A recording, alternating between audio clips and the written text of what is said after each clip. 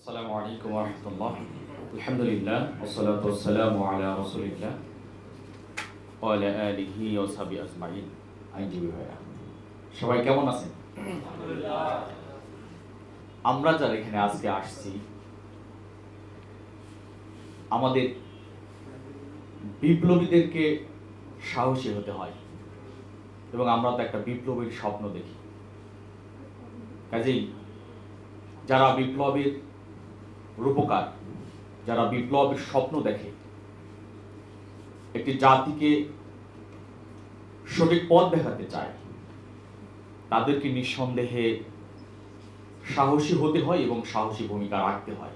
আমরা এটা বিশ্বাস করি যে আমাদের যারা আইনজীবী, আইন অঙ্গনে যারা কাজ করেন, আমাদের এই আন্দোলনের কঠিন ক্লান্তিকালে, বিশেষ করে যদি বলি আমিরে জামাত সাবেক মৌলানা মতিউর রহমান নিজামী রাহিমাহুল্লাহ থেকে শুরু করে যাদেরকে কারাগারে বন্দি রাখা হয়েছে, ফাঁসি দেওয়া হয়েছে, তাদের মামলা নিয়ে আমাদের আইনজীবীগণ যে ভূমিকা রেখেছে, এটা নিঃসন্দেহে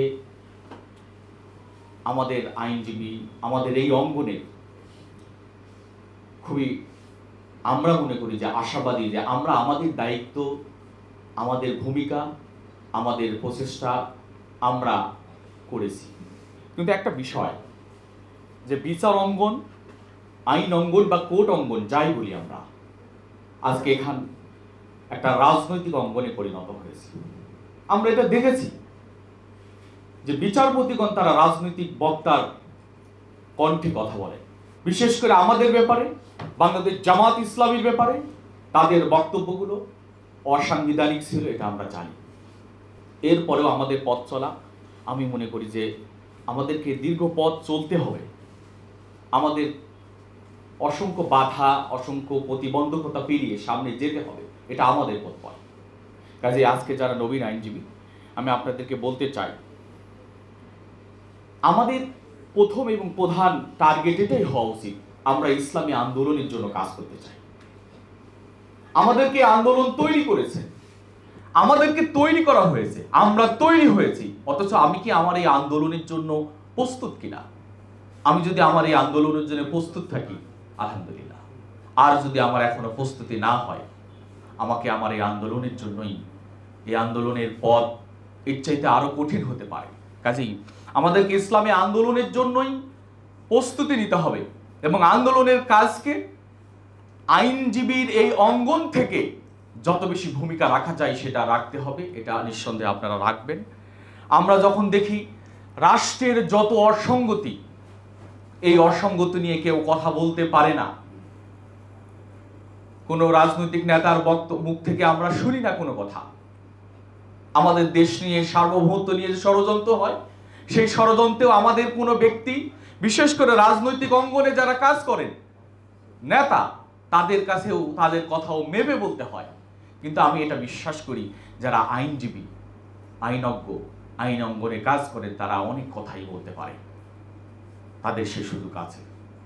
আপনারা আগামী দিনের সেই প্রতিবাদী কণ্ঠস্বর হিসেবে নিজেদেরকে প্রস্তুত করবেন। রাষ্ট্রের যত অসঙ্গতি এবং প্রতিবাদী হওয়া উচিত আমাদেরকে, প্রত্যেকে আমরা এক একজন প্রতিবাদী হয়ে গড়ে উঠতে চাই।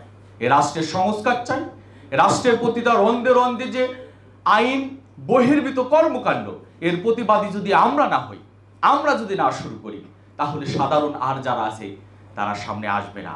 কাজেই আপনাদের প্রতি অনুরোধ থাকবে, আপনারা সেই প্রতিবাদী হয়েই নিজেদেরকে গড়ে তুলবেন, সাহসী ভূমিকা রাখবেন। আমরা কয়েকদিন আগেও তো দেখলাম আমাদের ফরিদপুরে মানুষদেরকে পিটিয়ে, মুসলিম যুবকদেরকে পিটিয়ে হত্যা করা হয়েছে, কেউ কথা বলেনি। খুবই সামান্য কয়েকজন ব্যক্তি হয়তো কথা বলেছে। আমাদের সীমান্ত হত্যা বন্ধ হয়নি এখনো, প্রত্যেক দিন, ঈদের দিনও আমরা দেখেছি। 26শে মার্চে স্বাধীনতা দিবস পালন করা হয়েছে, সেদিনও আমরা দেখেছি সীমান্ত হত্যা। কাজে আমাদের তো এখন এগুলো বন্ধ হয়নি, অরক্ষিত সীমান্ত। কাজে এই সকল বিষয় নিয়ে আজকে আমাদের অর্থনৈতিক মেরুদণ্ড নষ্ট হয়ে গেছে। আপনারা দেখেছেন যে ব্যাংক খোলা আছে, টাকা নেই, টাকার পেছনে, টাকার জন্য গ্রাহকরা ব্যাংকারদের পেছনে ছুটতেছে, টাকা দিতে পারে নাই। তার মানে কি সংকট আমাদের সামনে, রিজার্ভ নেমে গেছে, আরো নামবে।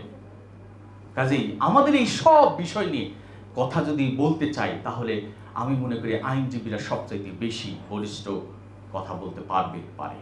এই উপস্থিতি, যেহেতু আপনারা আইনজীবী, আইনের অঙ্গনে আমি মনে করি নিয়তের পরিশুদ্ধতা খুব বেশি দরকার। আমার উদ্দেশ্যটা কি?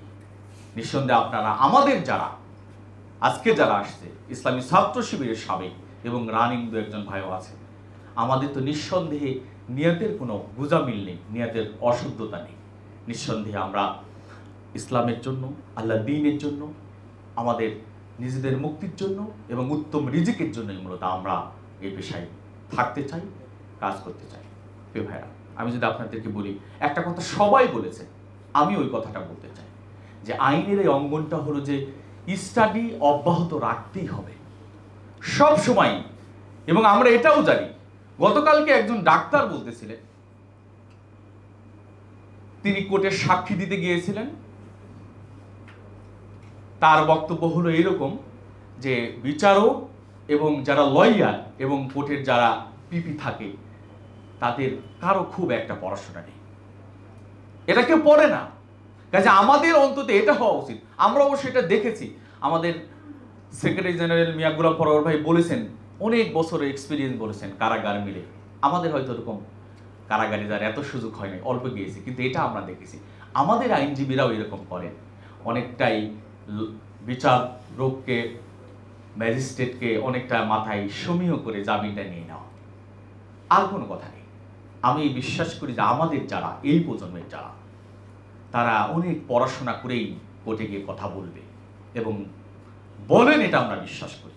আশা করি আপনারা আপনাদের স্টাডিটা রাখতে হবে। এবং আরেকটি বিষয় হলো যে আমাদেরকে বিশেষ একটি ব্যাপারে, বিশেষ একটি বিষয়ে বিশেষজ্ঞ হওয়া উচিত। আমি এই ব্যাপারে দক্ষ হতে চাই, আইনের এই পার্টটা নিয়ে আমি কাজ করতে চাই, আমি ওই ব্যাপারে সবচাইতে সেরা আইনজীবী হতে চাই। এটা আমাদের জন্য এখনই সময়, এখনই সুযোগ। আপনারা সে ব্যাপারে নিজেদেরকে প্রস্তুত করবেন যে আমি সবাই একই রকম, একই ধাঁচে, লাইফটা চলে যাবে, আমি আমার মতো করে সময়টাকে পার করে দেব, এরকম না হয়ে কোনো একটা ব্যাপারে আমি দক্ষ হতে চাই আইনের অঙ্গনে। এটা হওয়া উচিত। আপনারা সেই চেষ্টা রাখবেন। আমি আরেকটি কথা আপনাদেরকে একটু স্মরণ করে দিতে চাই যে আমাদেরকে আইনি স্বেচ্ছাসেবক হতে হবে। মানুষদেরকে স্বেচ্ছায় সার্ভিস দেওয়ার যে মানসিকতা, ভালোবাসা, এরকম রিজার্ভ থাকা কোর্টে গিয়ে আমরা দেখেছি। আমি তো অন্তত এটা জানি যে আমি রাজশাহী ইউনিভার্সিটির আইন সম্পাদকও ছিলাম 1.5 বছর। আমি কোর্টে গিয়েছি এবং অনেক আইনজীবীদেরকে দেখেছি যে আমরা যেন কোর্টে রিজার্ভ না থাকি, আমার সামনে কেউ কথা বলতে পারবে না, ভয় পাবে। আমি যত প্রেশারে থাকি, নিঃসন্দেহে অনেক জায়গায় যেতে হয়, সারাদিন ছুটতে হয়, এরপরেও সবাইকে গ্রহণ করা, সবাইকে সাদরে রিসিভ করা, কথা বলা হাসি মুখে, এই ধরনের গুণগুলো আইনজীবীদের খুব বেশি দরকার। এক কথায় স্বেচ্ছাসেবক হওয়া দরকার। কাজে আমাদেরকে আইনজীবীদের যে আমাদের অন্তত ব্যক্তির পারস্পরিক এবং সামগ্রিক একটা নেটওয়ার্কিং গড়ে তোলা উচিত, আপনাকে যেন সকলে পায়। এবং এখন অন্তত সোশ্যাল মিডিয়ার এই যুগে খুব সহজ, আপনি কি করেন এই অঙ্গনে, মানুষ আপনার কাছ থেকে কি পেতে পারে, সেই সুবিধাটা পাওয়ার জন্য আপনাদের এই অঙ্গনে কাজ করা দরকার। নেটওয়ার্কিংটা আরও শক্তিশালী হওয়া দরকার এবং এর জন্য নিজেদের প্রচেষ্টা থাকতে হবে। মাঝে মাঝে আমরা আমাদের সোশ্যাল মিডিয়ায় তো অনেকেই, এখন তো সোশ্যাল মিডিয়ায় এসে সবাই ফেমাস হয়ে যাচ্ছে। কাজে আমার অন্তত এতটুকু আমরা হতে পারি যে আমরা আমাদের কাজগুলো আমাদের নেটওয়ার্কের মাধ্যমে সাধারণ মানুষ, এদেশের জনগণ এবং আমাদের আন্দোলনের কর্মীরা যেন জানে, আপনার কাছে সহজে আসতে পারে। এইভাবে আপনারা আমাদের নিজেদেরকে গড়ে তুলবেন। এবং আমি মনে করি আমাদের নবীন আইনজীবীদের একটি কাজ করা উচিত অবশ্যই, সেটা হলো যে আইনি বিভিন্ন অনুষ্ঠানের আয়োজন করা। হতে পারে সেমিনার, আপনাদের উদ্যোগে হবে, লয়ার্স কাউন্সিল আছে তারা আয়োজন করবে, রেগুলার আয়োজন হবে। আমরা সেমিনার করতে পারি, সিম্পোজিয়াম করতে পারি, আলোচনা সভার আয়োজন করতে পারি। নবীনদেরকে আমরা নিজের আয়োজন করে তাদের ভিতরে স্পিরিট তৈরি করে দেওয়া, আইনের বিষয়গুলো অবহিত করা, এটা আমরা দেখি না, হয় না, আমাদের হওয়া উচিত। আপনারা সেই উদ্যোগগুলো গ্রহণ করবেন। এবং আমি যদি বলি কয়েকটি গুণ থাকা দরকার, নৈতিকতা এবং সততা, যে কথাগুলো বারবার বলছে, এটা লাগবেই এই আইনজীবী এই অঙ্গনে। নৈতিকভাবে সবচাইতে বেশি এই উম্মার এখন এই প্রজন্ম হলো ক্ষতিগ্রস্ত।